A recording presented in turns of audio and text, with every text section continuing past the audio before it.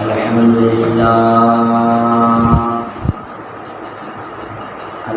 لله الذي نحمده ونستعينه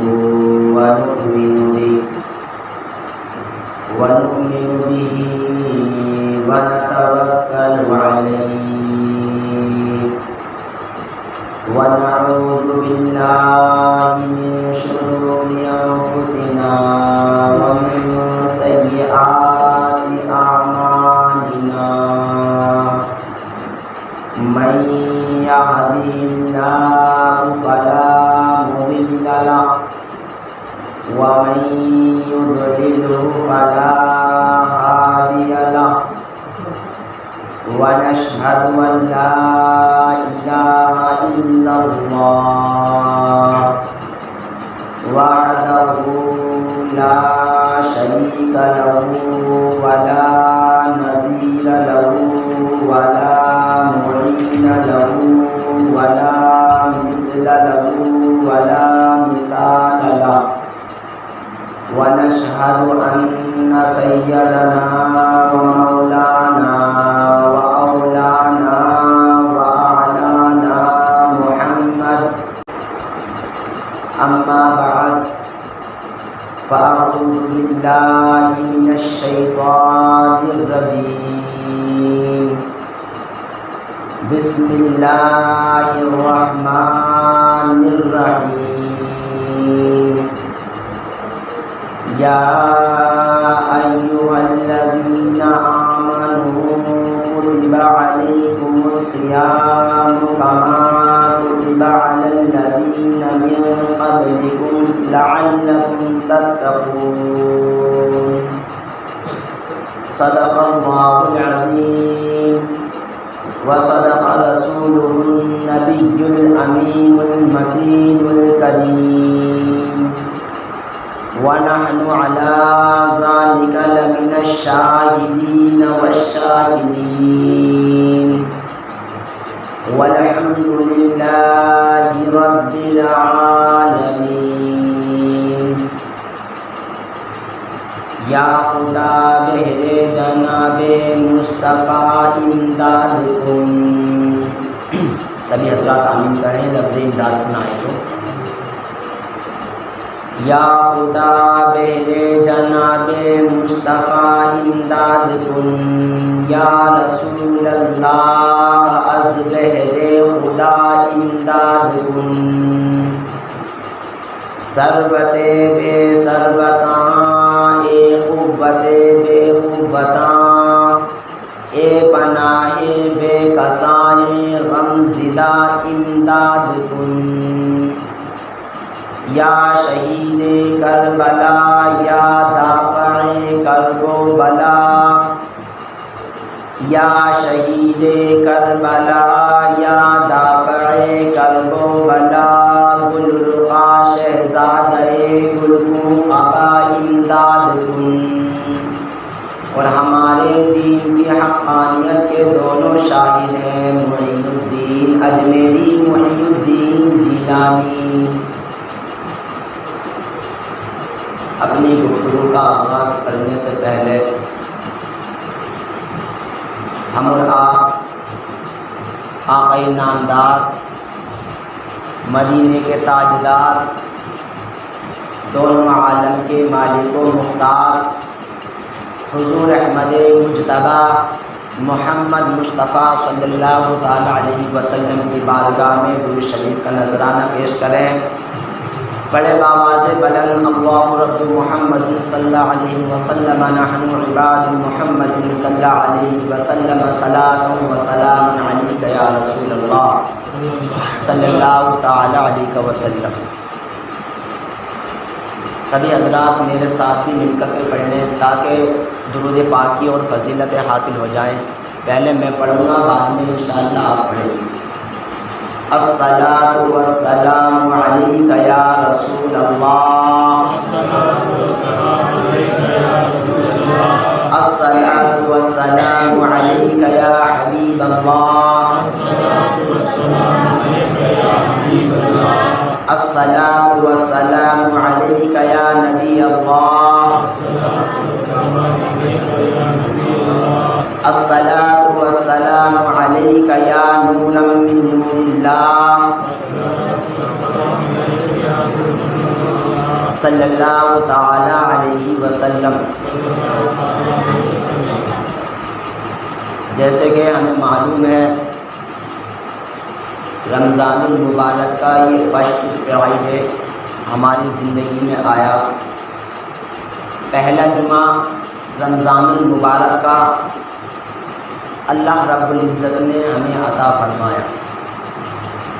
یوں تو جمعے کی بہت ساری فضیلتیں اللہ رب العزت نے رکھی ہیں، جس کے بارے میں ہمارے آقا علیہ الصلاۃ والسلام نے بھی فرمایا کہ جمعے کا دن ایسا جمعے کا دن ہے، اس میں ایک ایسی گھڑی آتی ہے، ایسا وقت آتا ہے کہ اگر انسان اس وقت اللہ تعالیٰ سے کوئی جائز دعا مانگے اللہ تعالیٰ فوراً قبول کر لیتا ہے۔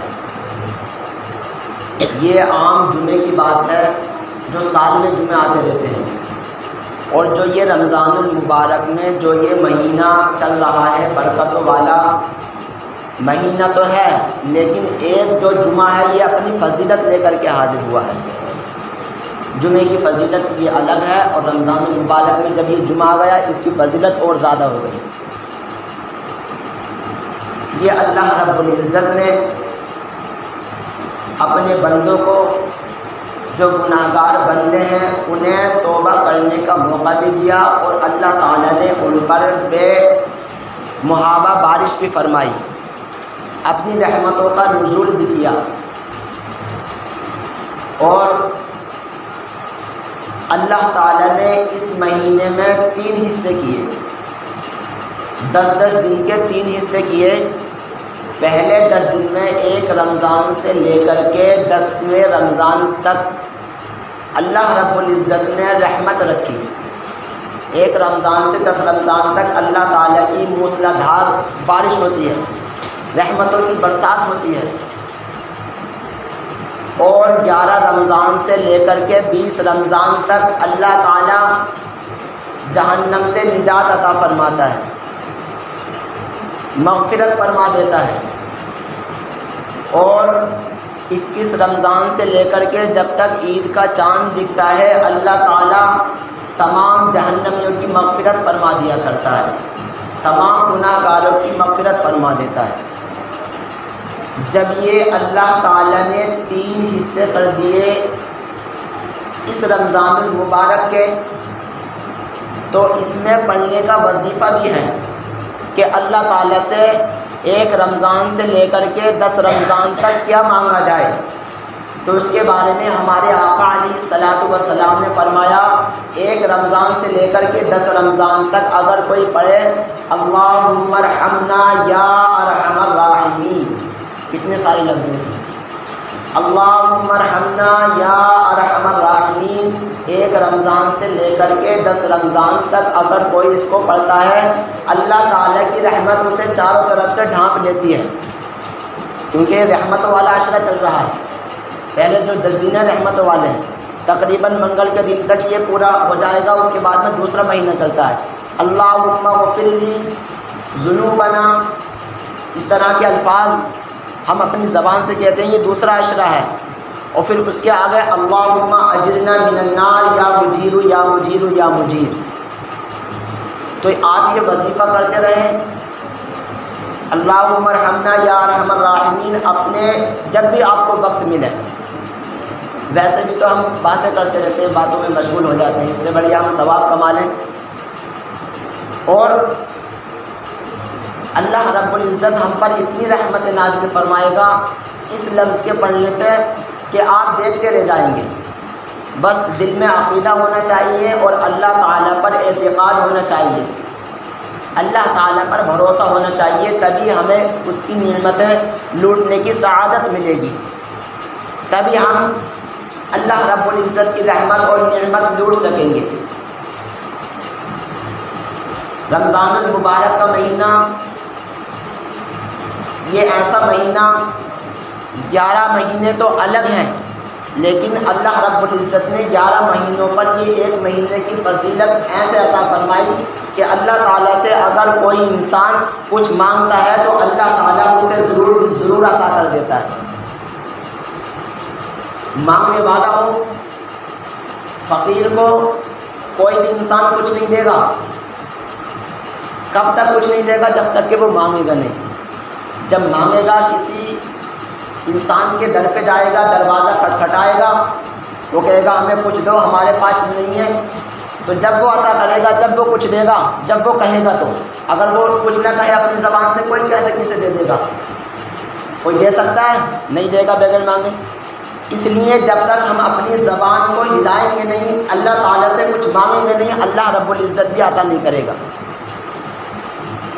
کیونکہ اللہ رب العزت نے دنیا میں بھی قانون رکھے ہیں اور آخرت کے بھی قانون الگ الگ ہیں۔ آخرت کے کیا قانون ہیں، دنیا کے کیا قانون ہیں؟ آپ دیکھ لیں کہ دنیا جو ہے آخرت کا آئینہ ہے۔ جو کچھ دنیا میں ہو رہا ہے تو وہ آپ آخرت میں بھی دیکھ لیں گے۔ یعنی جب دنیا میں انسان کسی کے کام نہیں آ سکتا تو میدان محشر میں کیسے کام آ سکتا ہے؟ ایک دوسرے کے ذریعے سے انسانوں کا کام ہوتا ہے، ایسے ہی میدان محشر میں ایک دوسرے سے اللہ رب العزت اس کا مغفرت کا ذریعہ بنائے گا۔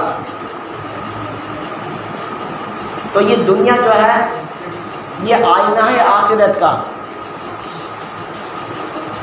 جیسے دنیا میں کسی مجرم کو پولیس پکڑ کے لے جاتی ہے، اسے چھٹانے والا پولیس سے کوئی نہیں ہوتا ہے، ایسے ہی اللہ تعالیٰ کی پولیس ہے، جو فرشتے ہیں پوری دنیا میں، پوری کائنات میں پھیلے ہوئے ہیں، زمین پہ بھی ہیں اور آسمانوں میں بھی ہیں۔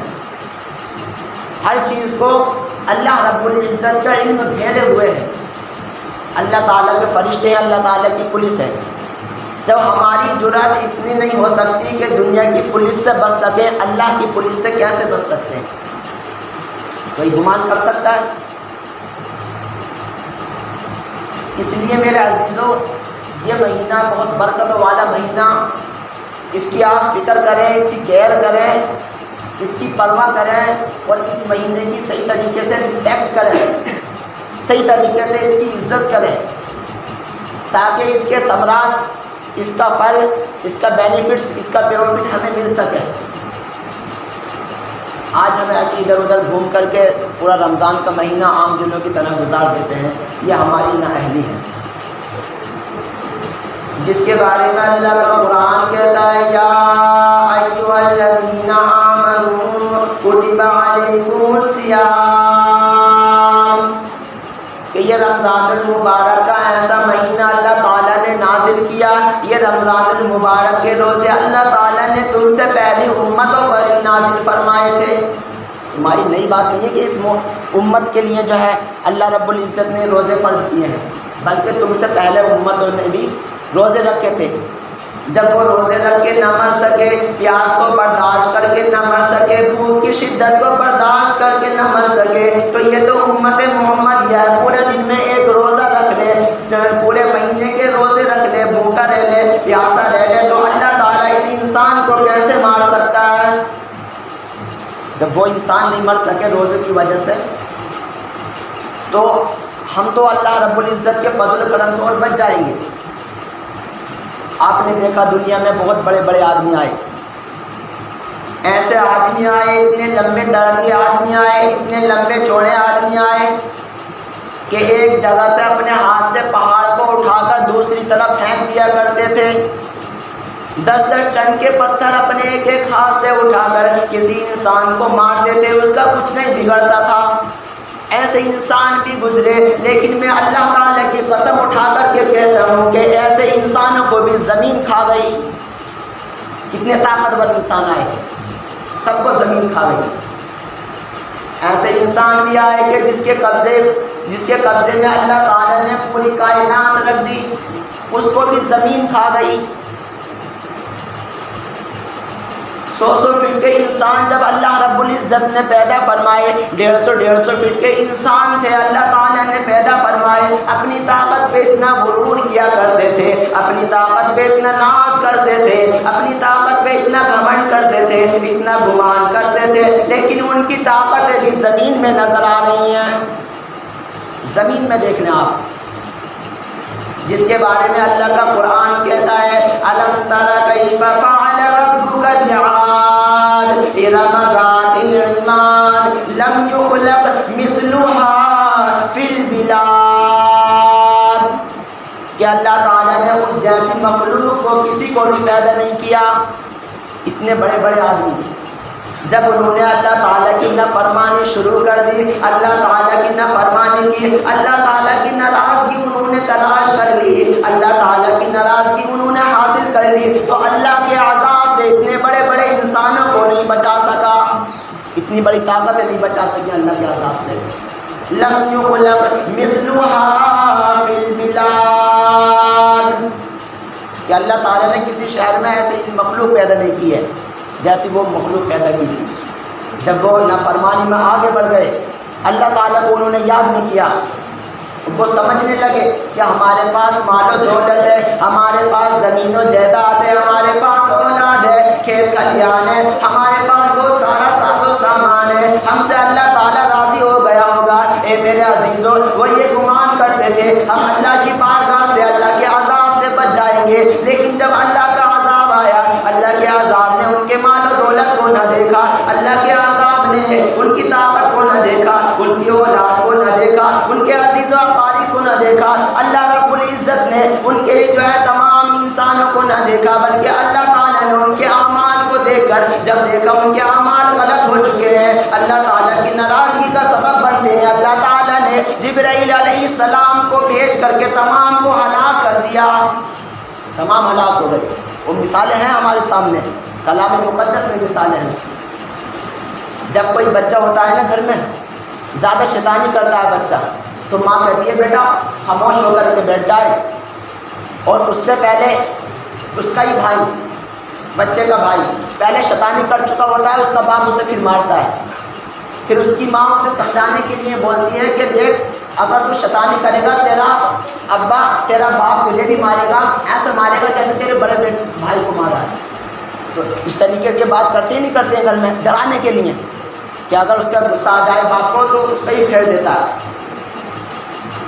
اس لیے اللہ رب العزت نے پہلی قوموں کا ذکر کیا کہ جب وہ قوم اللہ تعالیٰ کی نافرمانی کر چکی، اللہ تعالیٰ کو ناراض کر دیا، تو اللہ تعالیٰ نے ان پر عذاب نازل کر دیا، اور اللہ کے عذاب سے کوئی بچانے والا نہیں تھا۔ اللہ تعالیٰ نے اس کا ذکر اس لیے کیا تاکہ یہ آنے والی قوم سمجھ جائے کہ جب نافرمانی کرنے کی وجہ سے وہ انسان نہ بچ سکے تو یہ 5 فٹ کے وجود کا کیا ہوگا، 5 فٹ 6 فٹ کے انسان کا کیا ہوگا۔ جب اتنے بڑے بڑے آدمی نہیں بچ سکے تو یہ کون سی کھیت کی مولی ہے۔ تو تم سے پہلے لوگوں پر بھی اللہ تعالیٰ نے رمضان فرض کیا، روزے فرض کیے۔ یہ رمضان المبارک کا مہینہ تو امت محمد یہ عطا فرمائے، روزے فرض کیے تم سے پہلی امتوں پر۔ یا ایھا الذین آمنوا کتب علیکم الصیام کما کتب علی الذین من قبلکم لعلکم تتقون، کہ تمہیں بھوکا پیاسا رکھنا مقصود نہیں، تمہاری زبان باہر نکلوانا مقصود نہیں، تمہیں شدت دینا مقصود نہیں، تمہیں پریشانی دینا مقصود نہیں، تمہیں تکلیف دینا مقصود نہیں، بلکہ اللہ تعالیٰ فرماتا ہے لعلکم تتقون، تاکہ تم پرہیزگار بن جاؤ۔ پرہیزگاری کے لیے اللہ تعالیٰ نے یہ روزے رکھے، روزوں کا مہینہ رکھا۔ آج ہم ادھر ادھر ٹہل کر کے یہ گزار دیتے ہیں پورا وقت، کوئی فکر نہیں، جیسا عام دنوں میں ہم ٹہلتے رہتے ہیں ویسے ہی رمضان المبارک کے مہینے میں بھی ادھر ادھر ٹہلتے رہتے ہیں۔ یہ ہماری نااہلی ہے۔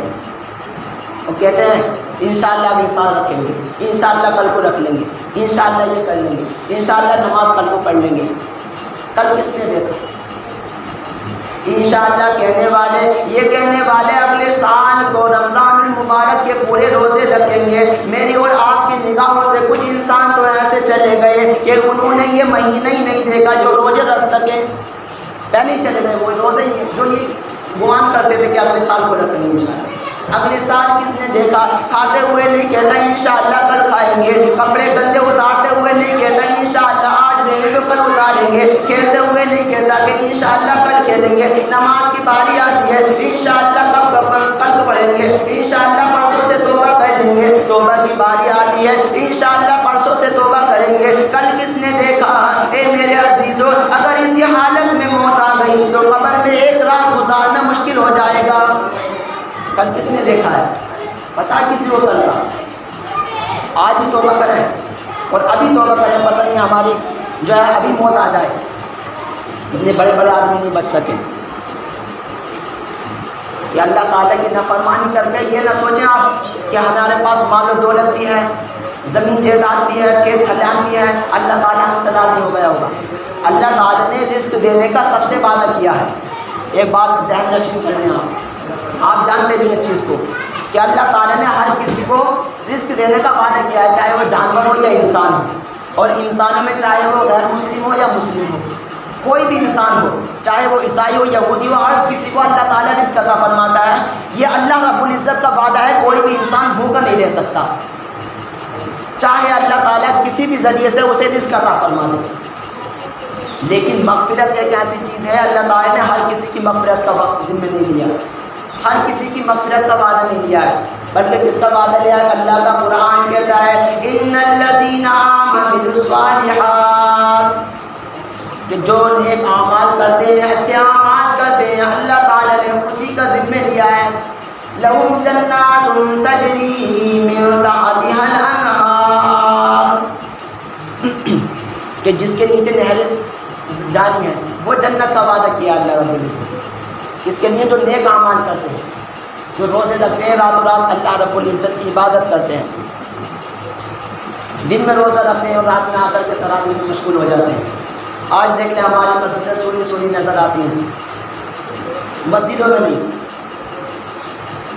اور یہ تراویح کا صرف ایک مہینہ ملا ہے، اس میں اللہ رب العزت کے قرآن کی تلاوت ہوتی ہے، تراویح پڑھی جاتی ہے، ایک سب بھی مشکل سے ہو پاتی ہے، اور بیچارے بچے آ جاتے ہیں، بزرگ آ جاتے ہیں۔ اگر ہم نے نااہلی میں یہ مہینہ گزار دیا تو آپ یاد رکھنا کہ اس کا حساب اللہ رب العزت کے یہاں دینا پڑے گا۔ آپ یہ نہ سوچیں کہ اللہ رب العزت کے یہاں جائیں گے تو معذرت طلب کریں گے، کہیں گے اللہ میں تو جو ہے بہت مشغول تھا، یہ بہانے نہیں چلے گا۔ جو شرعی حکم ہو، جو شرعی عذر ہو، اللہ تعالیٰ اس عذر کو مانتا ہے، اور عذر جو ہوگا اللہ رب العزت عذر کی وجہ سے معاف بھی کر دیتا ہے۔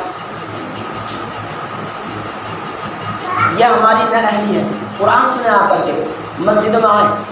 ہمارے یہاں الحمدللہ پوری مسجدیں پوری بھری ہوئی نظر آتی ہیں رمضان المبارک کے مہینے میں، چاہے وہ گاؤں ہو یا قصبہ ہو یا شہر ہو، لیکن یہاں تو تراویح میں بھی صف ہوتی ہے۔ ایک جگہ میں گیا تو وہاں پر مدھیہ پردیش سنانے کے لیے، وہاں بھی الحمدللہ پوری مسجد میں آدمی نظر آتے ہیں تراویح میں، میرے پیچھے پڑھتے تھے وہ تراویح، پوری مسجد نظر آتی تھی، کوئی مسجد میں آدمی آتے تھے اور اتنا جذبہ تھا ان لوگوں کے اندر، پورا کلام مقدس سنتے تھے، اپنا کام چھوڑتے تھے، دکان والے تھے، کاروبار والے تھے، بال بچوں والے تھے، ان کے بال بچے تھے، زمین جائیداد والے تھے، کھیت کھلیان والے تھے، لیکن پھر بھی آ کر کے اللہ کا قرآن سنتے تھے، اتنا اہتمام کرتے تھے اور اتنا کلام مقدس کا رسپیکٹ کرتے تھے۔ کلام مقدس آ کر کے مسجدوں میں پڑھتے تھے، مسجدوں میں جگہ نہیں ملتی تو اپنے گھر میں جا کے پڑھتے تھے۔ اور اگر ہم نے کلام مقدس پڑھتے پڑھتے یہ مہینہ گزار دیا، انشاءاللہ العزیز اللہ تعالیٰ پورے مہینے ہمیں پاک کر دے گا، پورا سال ہمیں پاک کر دے گا گناہوں سے کم مانگنے والے تو بنے اللہ تعالیٰ، چاہنے والے تو بنے اللہ تعالیٰ کی، کلام مقدس کو پڑھنے والے تو بنے، تلاوت کرنے والے تو بنے، لیکن ادھر ادھر ہمارے پاس گھومنے کے لیے وقت ہے۔ کسی سے کہا جائے بھائی صاحب نماز پڑھ لو، نماز کیا پڑھیں گے، ہمیں تو وقت ہی نہیں ہے، ہمیں کاروبار کرنا ہے، ہمیں دکان پہ جانا ہے۔ دکان کس نے دیکھی؟ اے میرے عزیزو، دکان پہ کیا